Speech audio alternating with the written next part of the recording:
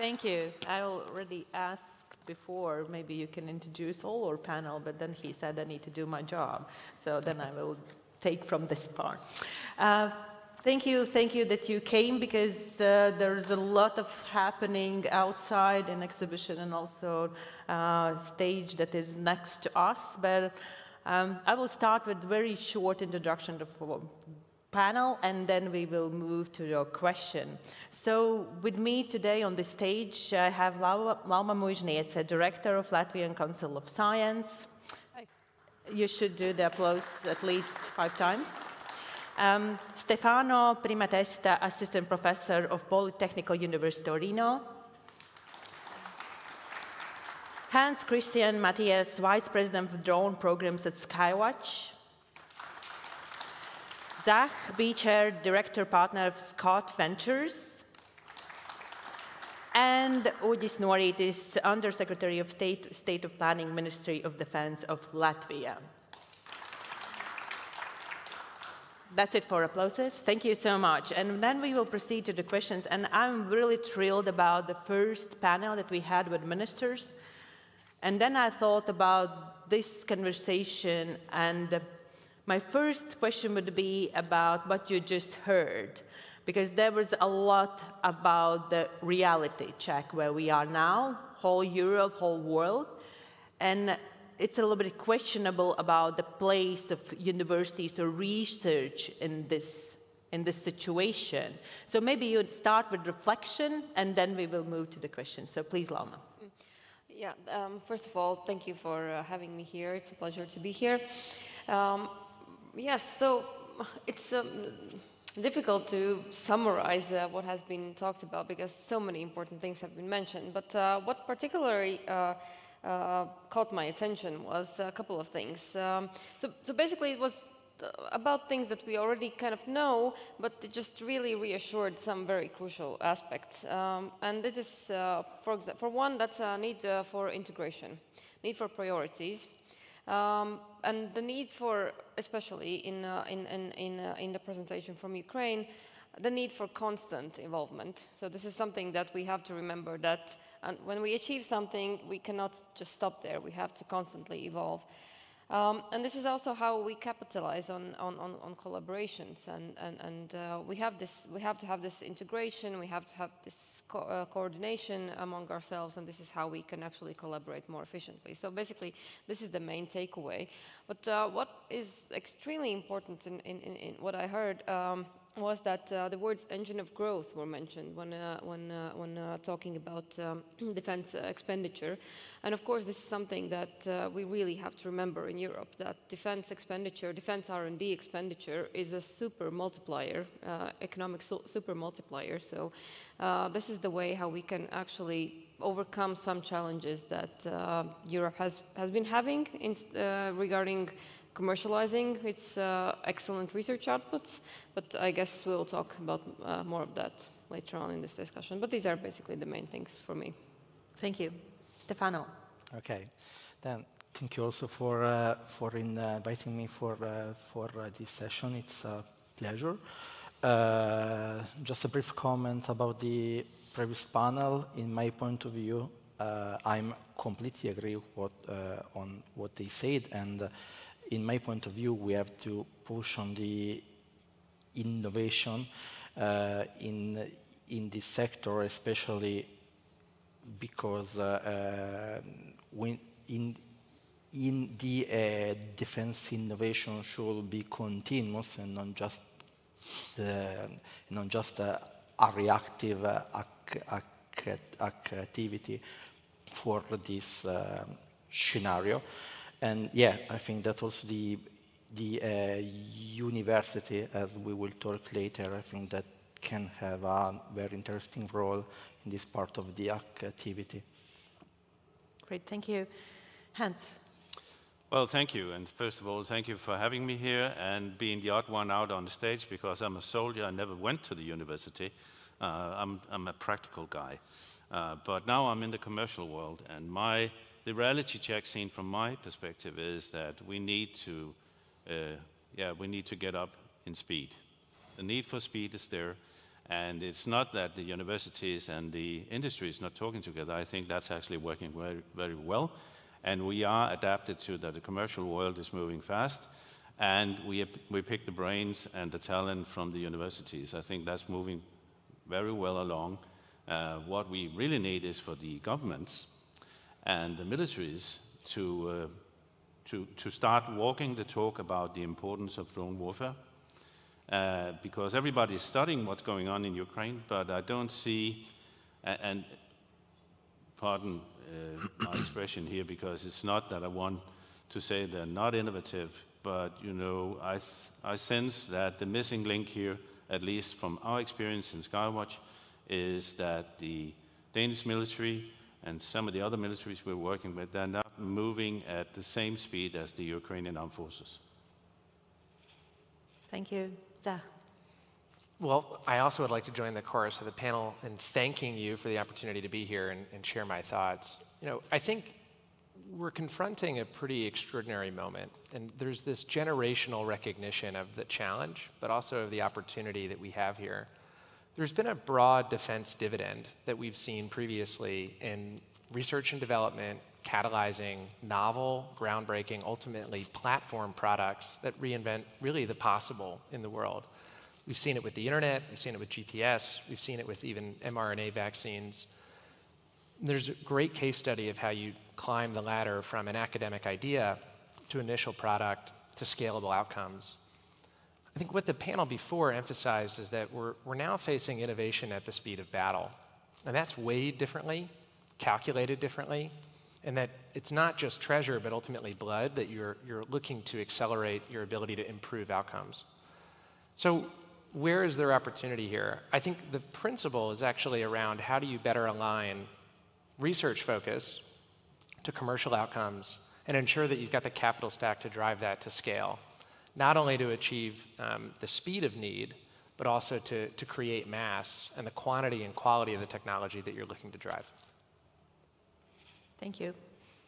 Uģis. Yes, and thank you also for having me here, as I here represent the government circle in Triple Helix. But I think also the discussion before again emphasized how important in these circumstances the Triple Helix model, the most effective way to use it is, and the importance of speaking the same language. We have very different languages. We do have the scientist language. We do have the military language, and then we have the industry, we have the business language. And I think, again, as the previous speaker said before, the pace of change on the battlefield is so rapid, it's difficult, even on a lower pace, to have the same language. Everyone speaks the same language, but nowadays, when the situation on the battlefield, the requirements change so rapidly, it's even more important that the scientists understand what the business needs and the military can explain what is their operational art behind the requirements they ask.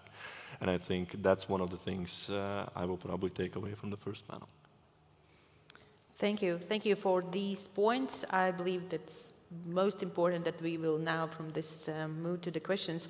And if I can start with Hans, because you mentioned, so you have been there. So, and also from the previous panel and the video that we got from Ukraine, so they mentioned that industry should be there. It's not about that you can do something in the lab and then bring there and figure out maybe it works or not, because there's no time for this. What about universities? Because we are not there. We can just imagine about those questions or those challenges that has been faced. So should universities also be there to have the common language, common understanding of the real situation? Yes, I cannot see why not, because they are training a lot of young generations in Ukraine. We are traveling in and out ourselves to Kiev more or less, if not monthly, then at least bi-monthly. We're working on it every single day with the end users of our technologies, and you know, with the connectivity we have today, even though somewhere in Ukraine someone's trying to block something, it's still doable, and we have an ongoing 24/7 discussion with the end users of our technology. And as you can imagine, it is extremely valuable for a company like us to have this kind of more or less constant feedback on the performance of what we do. And when we work with universities, Aalborg University, Southern Danish University, Danish Technical University back in Denmark, they benefit from the dialogue we have. So we're sort of an instrument for the partners we have in Denmark. What I'm sort of missing is that we are very international by construct in the commercial world. We have, if not a global focus, then at least we have something that goes beyond Europe.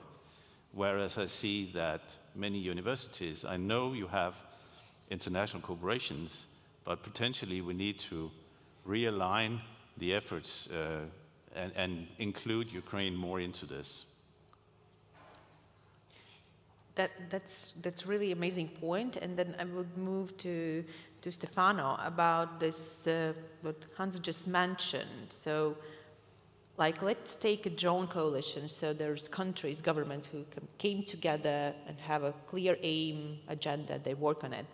For universities, we don't have such kind of platform regarding the research in defense and security. Should we have it?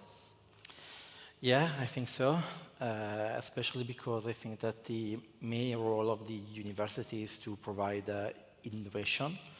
And then I think that, especially for this type of topic, university can work with the industry and also the government in order to develop some project in order to provide innovation. I think that, as also he said before, one of the main problems is the velocity, because industry and the universities, in my point of view, are going at two different velocities because of several reasons. And yeah, we need to provide a collaboration in order to also to speed up the work in the university in collaboration with the industry. For instance, as also said in the previous panel, for instance, simplifying bureaucracy and other activities that make the activities in the university very, very slow at the present. Yeah, but I think that university should be involved in this activity. Obviously, the main role of the university is to provide new technology, new methods, then something new that cannot be provided by the industry, and we are not the one that can provide scalability or to implement some products and other. Then I think that we should work not in the very short-term time, but in short, medium-term project. Lauma, could you reflect on this? Our research institutions are ready to focus on some quite specific topic, and it's a little bit, I would not say it's against, it's just another way how we have used to work as a universities, like many topics, totally democracy about the research topic, what kind of research topics you are choosing, etc. Are we ready for this kind of changes?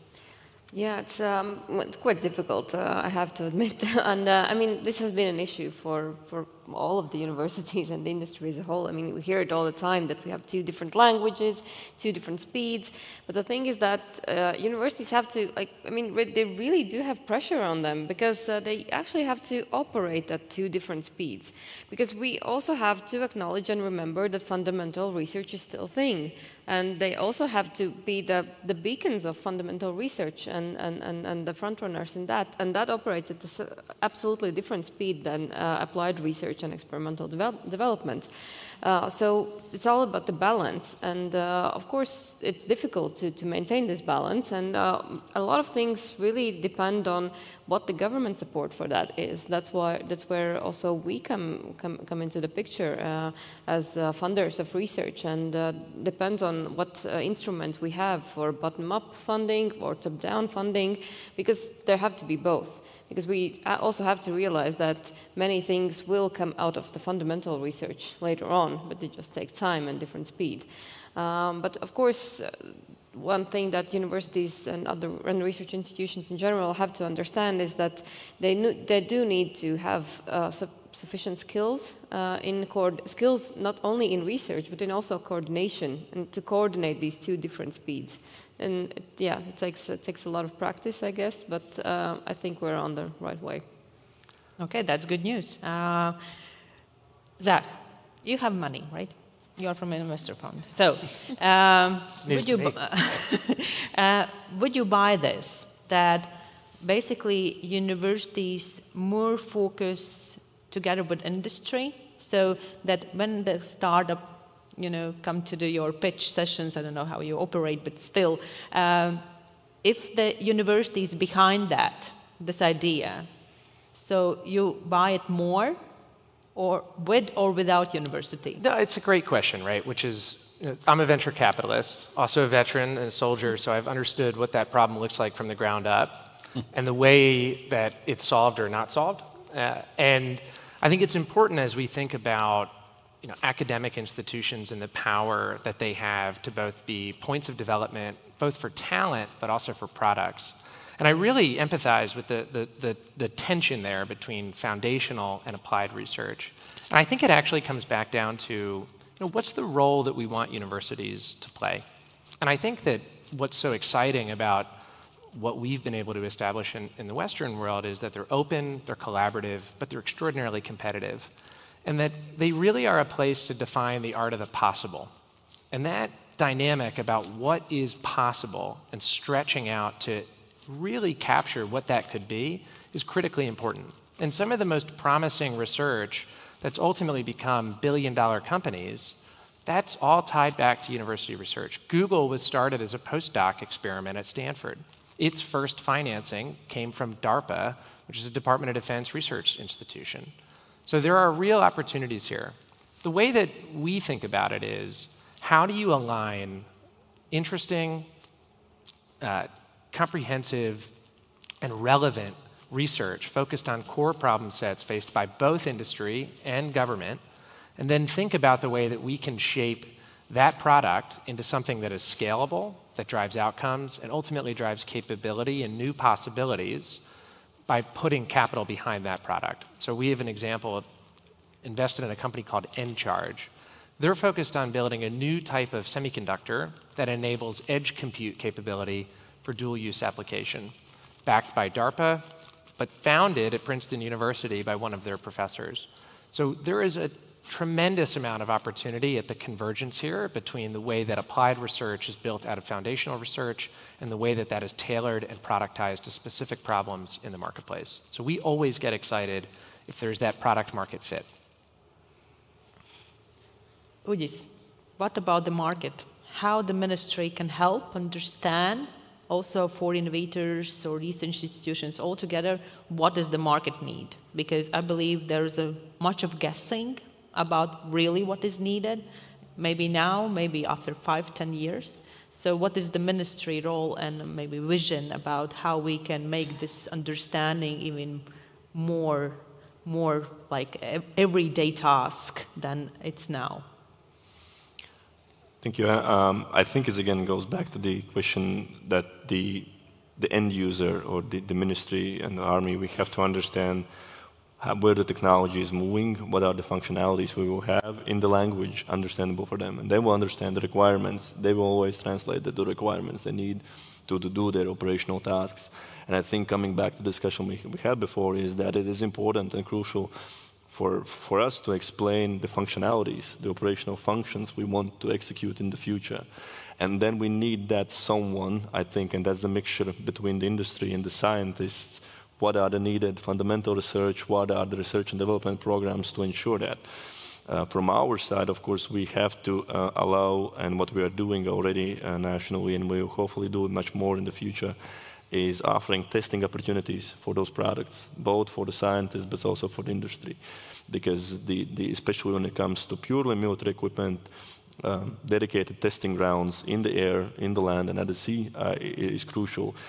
Also do the experimentation, not only having a synthetic environment, but to use different science or industry products at different technology readiness levels during the exercises, to have the experimentation, to see what's working and not pushing them to the battlefield already, but to have that feel, the real feel of the equipment.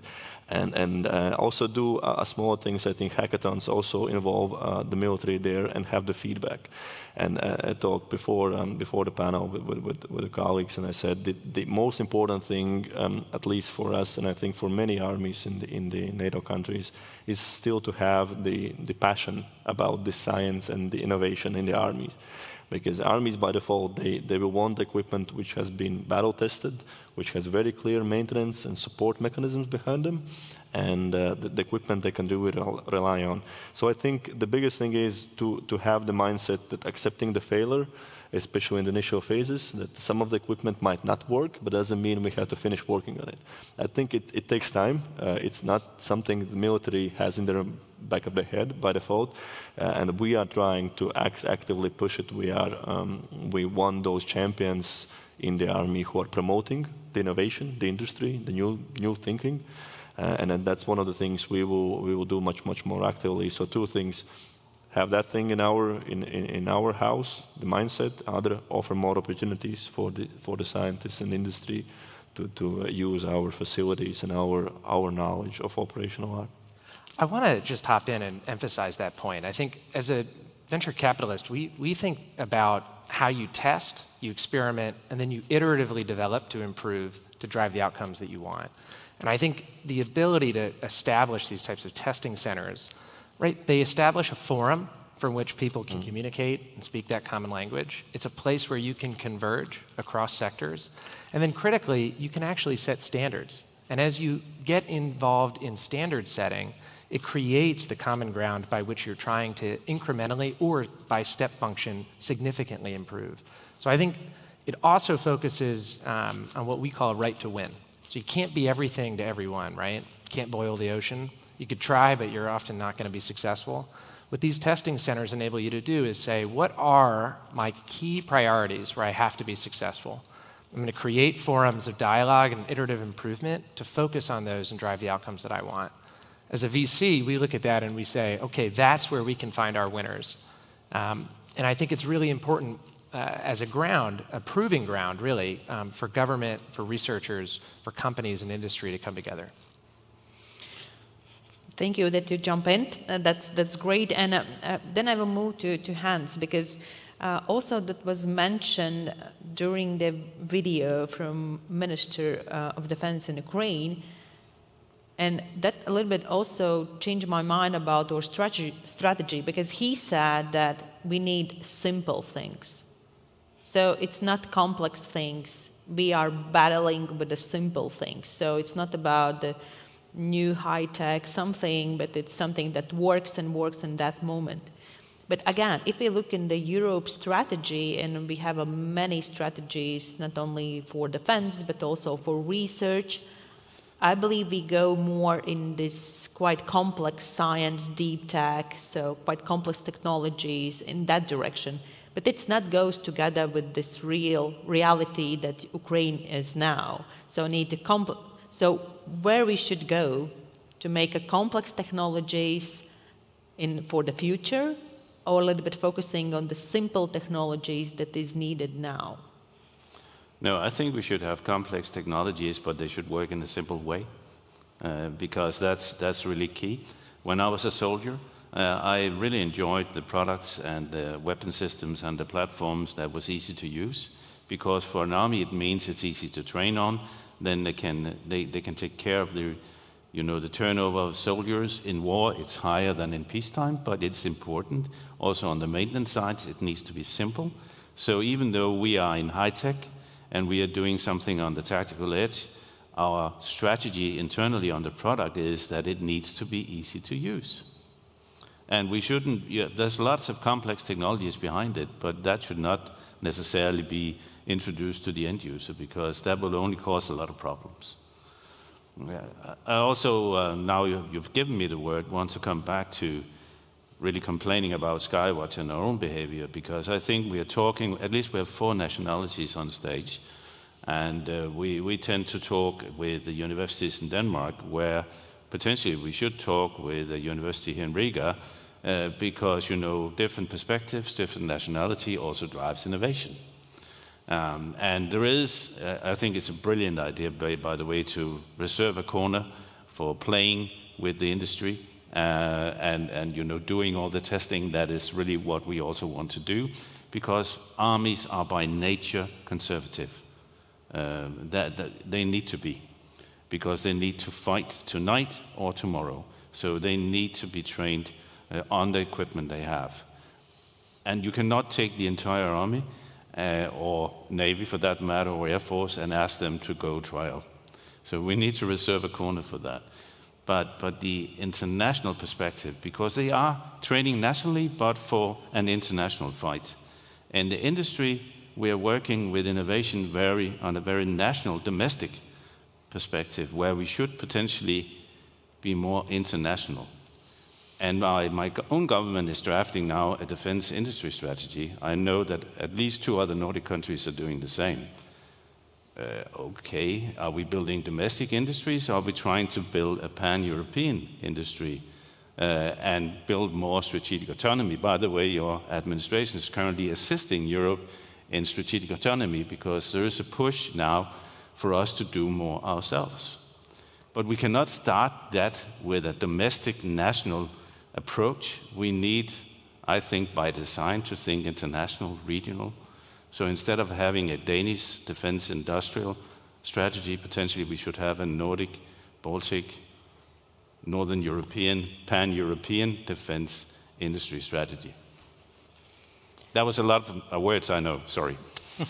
No, that's extremely important, because, as I mentioned before, so there's many strategies, different way of strategies. There's many questions about those points where they go together and what exactly we need to do. Mm-hmm. As Lauma mentioned, for the universities, there's so much pressure at the moment, because we need to do everything in the same time.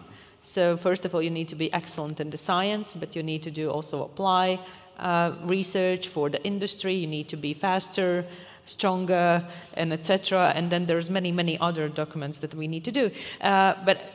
So, Lauma, what we should do? Because again, I believe this urgent feeling that we have in university, and it's there, because we really feel we have a lot of collaboration with Ukrainian universities, and we're trying to do our best, but still we haven't got the feeling that we do enough. So, and I believe that there's the same feeling in other universities. So what would be our first step, so that we got the feeling that we are on the right way, so that we not only do our main business, so the research and prospective research, but also that we help our neighbors and we are on the right path? Yeah, so I would say that, as I already mentioned, but still it's quite crucial to have the coordination skill, because it's very important to understand your capabilities, to map out your capabilities and what you already have, and how you can contribute to the needs of the others. But in this case, I would say that this, of course, lies in the responsibility of the universities.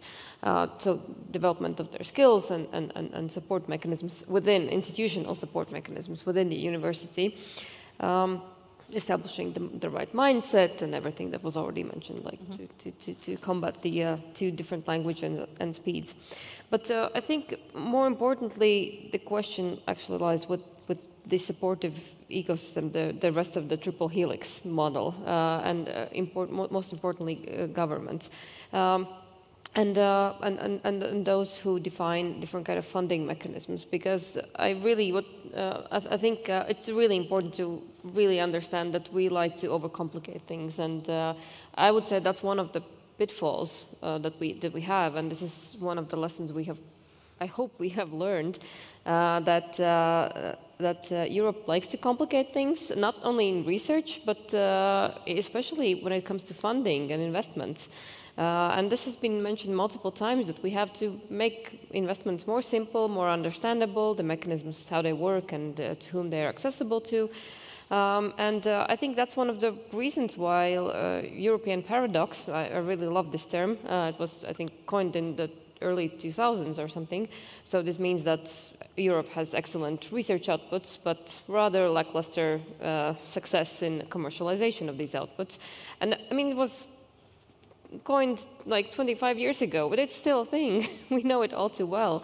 So I think it comes down to really understanding how we can make things easier, and also that same applies to universities as well. You have to think about the fundamentals, like how can we help, what kind of resources we have, and how we can and to whom we should coordinate the application of these resources. Okay, finally, we are talking about funding. This is the, very important topic. And I will then proceed to Uģis about the funding, because the ministry have quite many different support mechanisms. What is the first lessons that you have learned regarding the funding and the outcomes, and what we miss at the moment?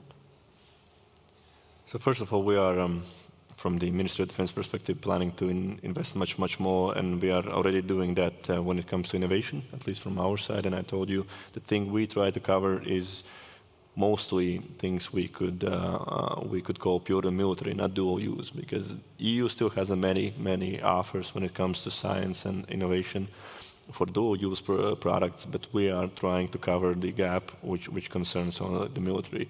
So it concerns the different grant programs. We are also supporting the dedicated state research program for defense, where we work actively with the scientists and council.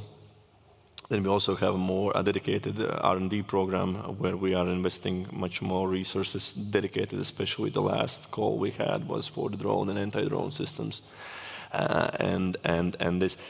So the lesson, I can't say learned, but identified, I think we really try to capture and work with, is that we have to understand that those technologies are still evolving, and we, as I told before, you can't really talk about the failure when it comes to the public financing. That's something that doesn't go together by default. No one is ready to spend the public funding to say, we will fail. And that's not what we are going for, but we have to still have that idea behind us that it might not work. The end product we might not buy. It doesn't mean that everything which has been invested upon that is useless. And that can be used for the next research and the next science program and all of that. I think that's one of the lessons we try to be very pragmatic about, is that not everything will finish with the F-35 fighter jet. That's where it is, especially for us.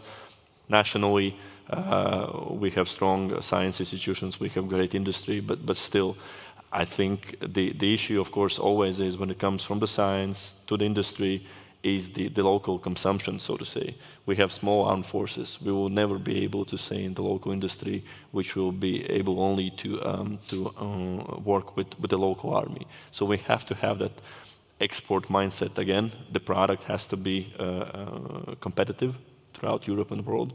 And that's one of the things we also try to emphasize, is that when the scientist comes to us and they offer something to us, we try to explain that they should also look broader.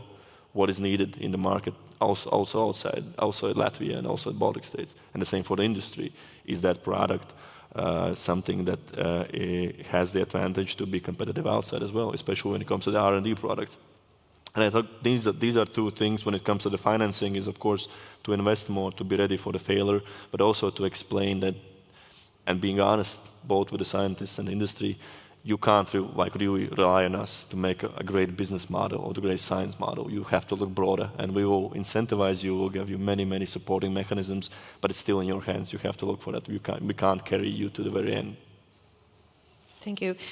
Zach, what we can do about this, that basically funding goes together with no for failures, and what failure really means in the end of the day. From your perspective, what we should do to make this failure or risk tolerance even higher, so that everyone accept that it's not a failure, just the lessons learned, and that we can take out of it something and move forward?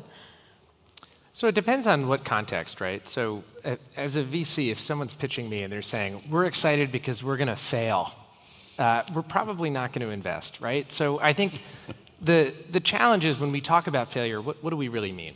What we mean is, did we set out and put the product into play in the exact way that we thought? And very rarely does any startup scale exactly in the way that they thought. The best entrepreneurs, the best researchers can pivot and find value and apply that value, and they iterate that forward to drive that outcome. That iterative process is core here, right? It's the same with the research process. It's the same idea of I put a hypothesis to test, I apply it, I see the results, I get better when I apply it the next time. You know, I think we've hit on a really important point here, though, which is this idea that defense tech as a technology vertical is challenging in terms of the financing model, because it is a binary outcome, right? It's a 0 or 1. You get the contract or you fail to get the contract. And so what we look for are dual-use technologies. And we're a very early stage investor. We're often the first institutional check into founders, either coming out of universities or coming to market with a product for the first time. But we look for that kind of the ability to be a two-sport athlete, right? The ability to both play football, but also run track. And that's a hard thing to do. And that's why you got to be very selective in the entrepreneurs that you back. You want to identify those folks that can pivot, that can iterate, that can think about value in a more expanded way. But I want to come back to the point about, you know, government's role in this funding mechanism. I think what government has the opportunity to do is to serve as a signal, really, to open the door for a marketplace and give confidence. You know, in the US, we are overly descriptive of a grant as non-dilutive financing, which is a nice way of saying you can get the money from the government to experiment on a particular product idea that they approve of. It's about a $3 billion program called the Small Business Innovation Research Grants. So when you think about the fact that the US Department of Defense is around $997 billion in operating budget, it's a really small budget. Now, given scope, size, relative numbers here, it's a big program. $3 billion is no small program. But the amount of entrepreneurs who have confidence to care about dual-use technology because they can pursue those dollars is significant. And so government has an ability to drive an outsized interest in particular sectors, align interest in particular problem sets that they have, and drive very driven entrepreneurs or researchers to look at those areas. So we think that that collaboration is essential. We think it's critically important. And the more entrepreneurs solving this means you get better quality at the other side. And the more folks in the space, the more attention, the better the outcomes. So we think about iterating. We think about iterating through confidence. That confidence comes out of knowing that you've got dollars to back those ideas, or euros in this case. I will add one more question to you. Do you think there's enough private capital in defense tech at the moment? So in the US alone last year, this went from a sector that was a backwater 10 years ago. I think if you had said defense tech or dual-use tech, most people would have looked at you cross-eyed. Last year in the United States, about $131 billion of private capital went into dual-use or defense technology. That's pretty extraordinary when you think about it from the full capital stack. So what does that mean? Does it mean that there's real opportunity here? Does it mean that there's a bit of a bubble? I think the challenge is ensuring that you have smart capital working towards the right ends. There's about 96 different venture capital funds in the United States focused on this topic. That is a high watermark from the about 20 or so that were focused on this before. Every market comes down to the people, the products, the problems, and the process. This is a very specific type of market, right? The European Union has its own challenges in its procurement cycle. Every country in NATO has a different procurement cycle, even if they're on certain shared principles. The US and all of our services have their own procurement policies. Those are all dynamics that are challenges. I think we always want more private capital because it's about the private capital stack, and the government cannot do this alone. If the government's picking winners, we think that that's a bridge too far. But when you think about early research, government plays a role. Initial problem sizing, government plays the initial capital role. And then as they begin to get that escape velocity into initial product, that's where the private capital stack picks up. And so carrying that all the way through, and then ultimately to a scaled production contract, which is the ultimate goal, it comes back to government. And so there's a delicate dance that takes place here between the private and the public sector. And I think every nation right now is trying to put the screws in to figure out what the right balance is.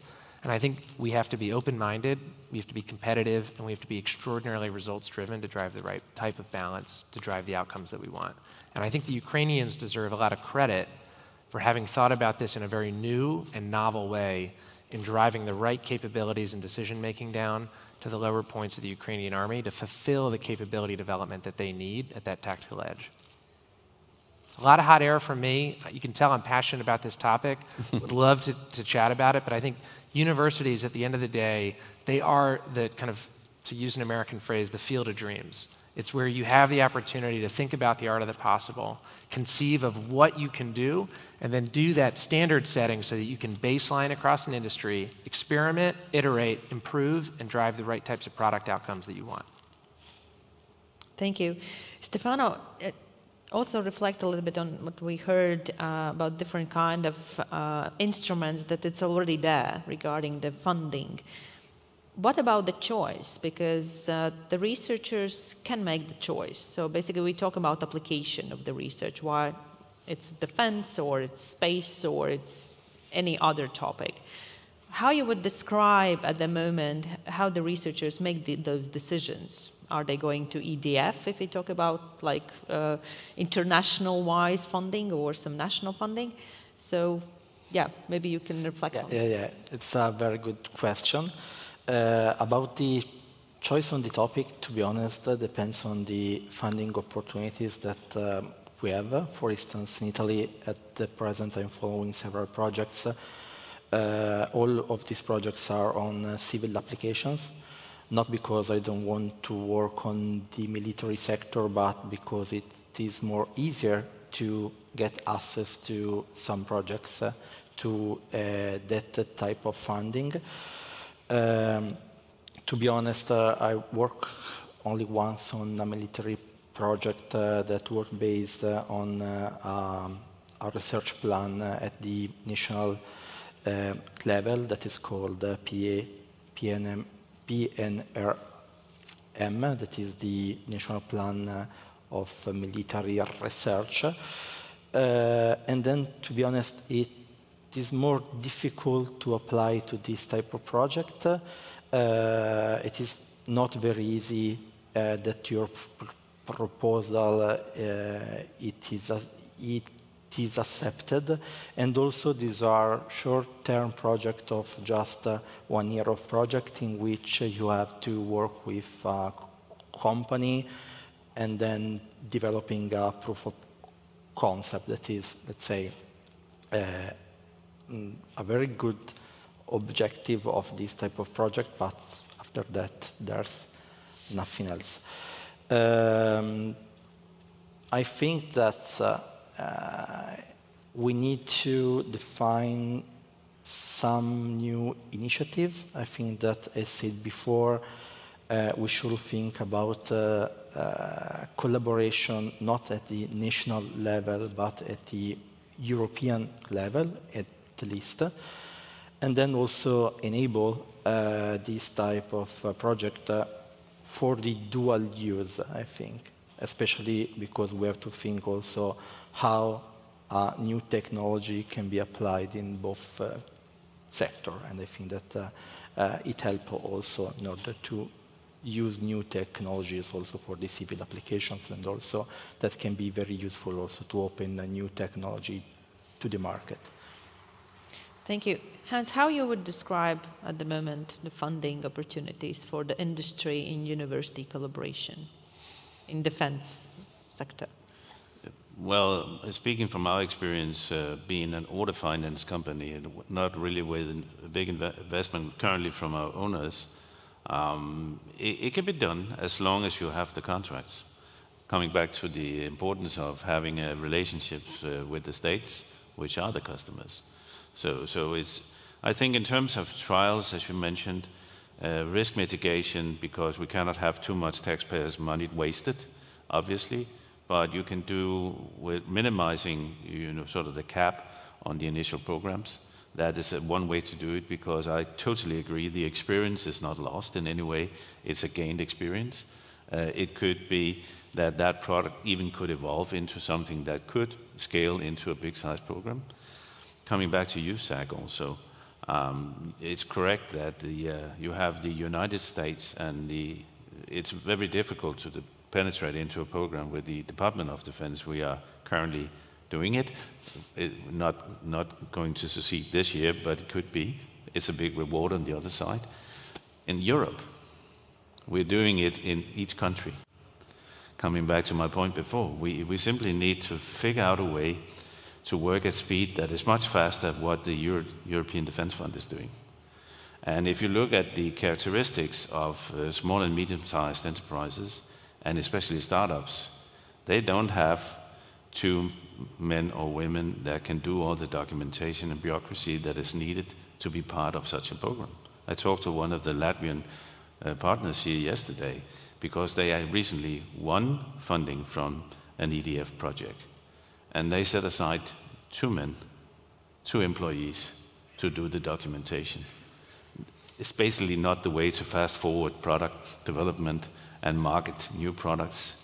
It's a funding mechanism, yes, but we need private equity to supplement that. And I think it is there. In Denmark, we also now, the government has sort of released and asked the pension funds to begin investing also in defense technologies. So I see a lot of that is emerging right now. And I think this is the right approach. I'm sure we'll find a way. I think we need to work smarter. We once had a NATO Sec-Gen that talked about smart defense. Basically, his ideas is still not the worst. That we cannot role specialize because we are individual nations, but we need to find a way in industries to reinforce each other's positions of strength instead of trying to mirror everything ourselves.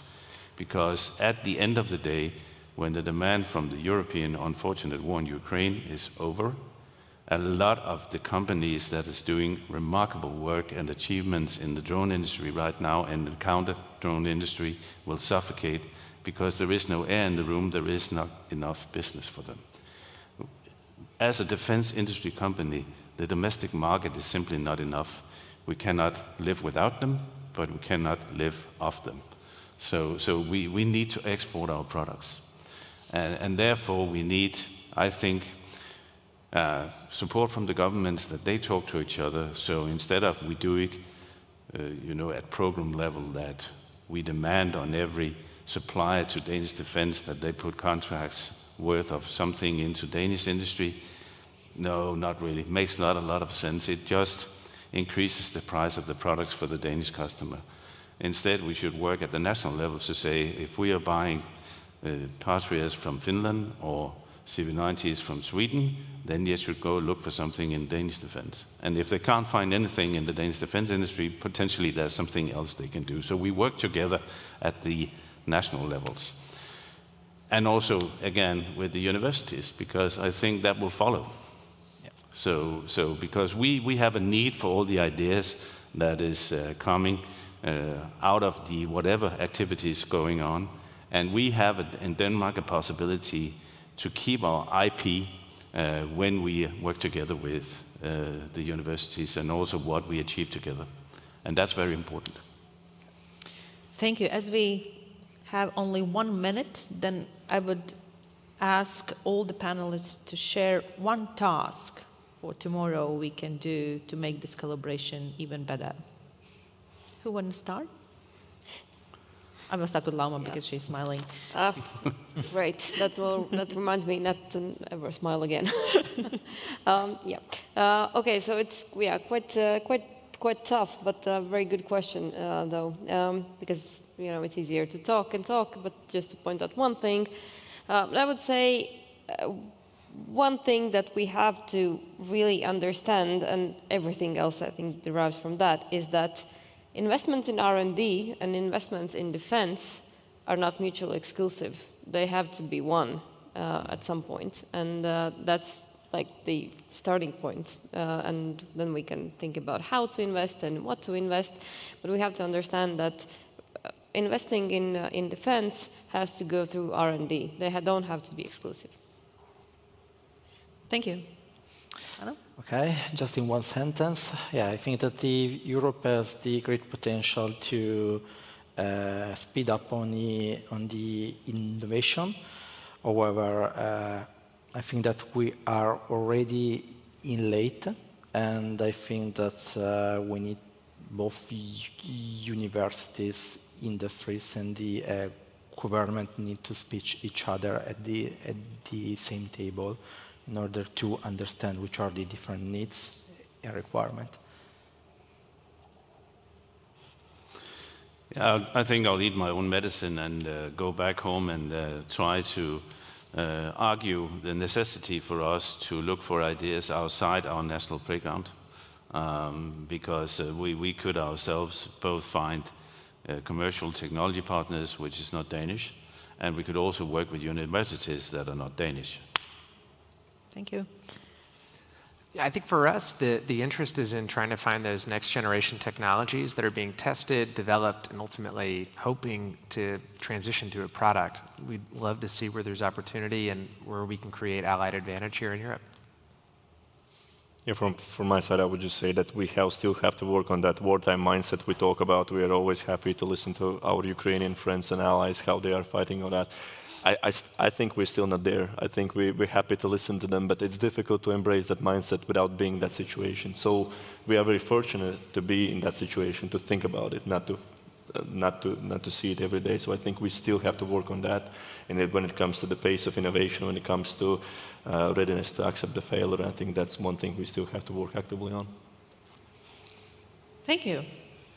There's some questions. Yeah, thank you, Liene, and thank you, panelists. Yeah, and we'll continue with Mr. Norītis. There's a question for you. Thank you. Is China's role supply chains, for example, electronic components and batteries, a major problem for Latvian defense tech companies? And what is the government doing to help reduce this reliance? I think that's the challenge not only for the Latvian companies, and then that's a question to the Latvian companies, of course, are they experiencing big issues or not. I think it's nothing new that, of course, many of the components do come from China for a reason, not that because they're made in China, because they're much cheaper. I think the US and the European market is still not there to compete for many of the materials. What we are at least trying to do is to push the industry when they do offer the products for the Latvian armed forces, that most of it, or the majority, and they actually get most points if they are having more components from the European and the US market. That's the way we try to incentivize. And what comes with that, of course, we have to accept the pricing. It is more expensive, but then at least we build the European supply chain, we build the national supply chain. So in the future, eventually, we will be there that hopefully it's competitive with the Chinese components, but at least we have better advantage in a certain extent. Thank you, Mr. Norītis. Question for Mr. Beecher. How interested are USA defense tech and VCs in leading investments in European defense tech companies? We have the example of General Catalyst and Helsing, but it seems like an outlier. Yeah, it's a great question. So we think that this presents a generational opportunity, right? If you look at we talked about the capital stack, but if you look at the investments that the European Union has made, 800 million recently in the EDB, focus around activating the NATO Innovation Fund and driving alternative investments into standing up these private companies and driving them to scale, there's enormous opportunity, which I will tell you from a personal anecdote. I was speaking in Italy a couple of years ago, and I was called some choice names about the American desire to always enter national security into the innovation conversation. So it's quite a leap we've made just in the last 2 years on this interest in dual-use tech. We're very proud to look across all of our allied partners to identify really promising startups. We just announced our first European-based investment actually 2 weeks ago, which is a UK-based company called Valerian, focused on data sovereignty and compartmentalization, which is a critical issue for secure operations, both for enterprise, but also for government. So we're very eager to look across all of our allied partners and try to find deal flow. And if you're a founder, please come find me. Oh, thank you, Mr. Beecher. And now is a question for the whole panel. Oh, thank you. What are the key areas and roles that research institutes can contribute in development of unmanned technologies? So, please, anyone? Lauma? Yeah, well, I can begin. We have, obviously, we have on our product, we have always development, and there's certain areas and competences we don't have in the company. And there we reach out to universities simply to see if they have expertise in that field, and if we can design a program where, you know, it benefits us and it also benefits what the universities are doing. Obviously, I cannot comment in detail on what those activities are.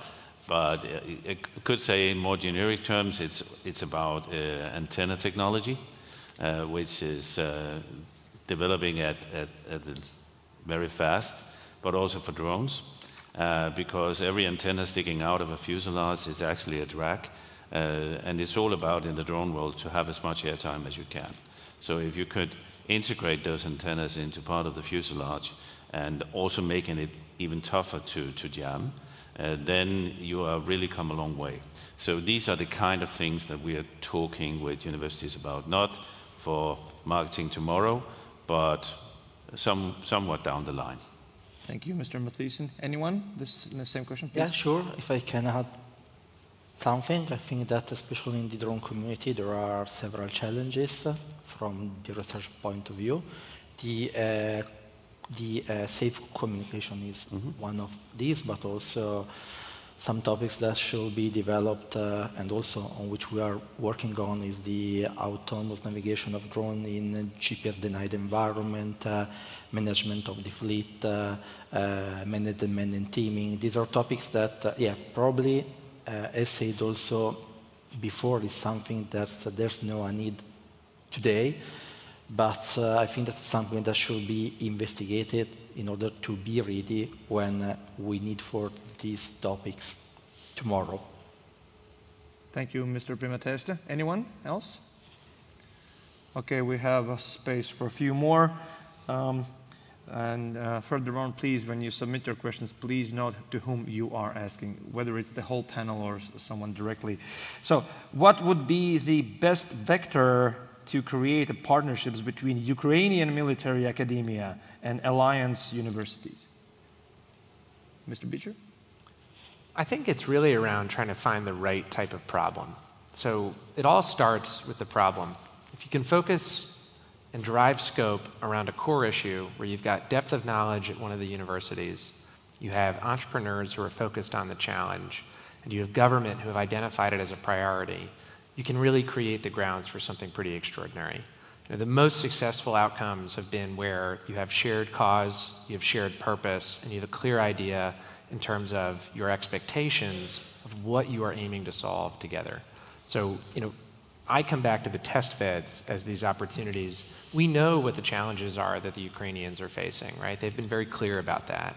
One of the major issues has been about counter-UAS. One of the major issues is specifically around 5G band.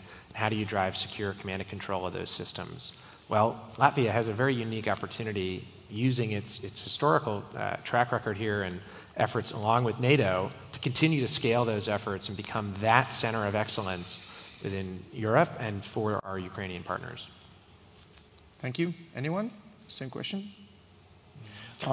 Yeah, just chipping on that, I think Zach made a good point. I think it is very much about, like, what we are witnessing in Ukraine, of course, is the importance of the electronic warfare, not only the warfare, but the importance of a electromagnetic spectrum in the future. And I think that's one of the things we can, of course, take away from the battlefield, see the real experience, but also the question when it comes to solutions to that. And I think Zach made a great point about being very specific on the specific problem, because we very often tend to take the lessons identified, like I would skip saying learned, lessons identified in Ukraine very broadly. I think we do it too broadly. I think the war is so sophisticated, it's so well documented that we kind of try to generalize it, make it way too broad to solve any of that. I think we try to jump on one of the things and try to solve it, not seeing the bigger picture, and that we are like not being specific about solutions we can actually do from the science and the industry perspective.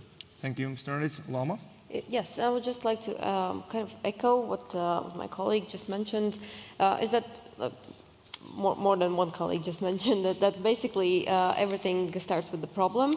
And I think we should really approach defense expenditure and defense R&D expenditure through mission-oriented approach and think about like general missions of what we would like to achieve, and then we can look and see who can contribute to what and which part they can play. And I just don't mean just in the scope of one country, but multiple countries, because we have different capabilities and different strong points, and I think that this is the right way how we should start think about it, through mission-oriented policies. Thank you, Ms. Muižniece, and that will be about it for the stage questioning right now.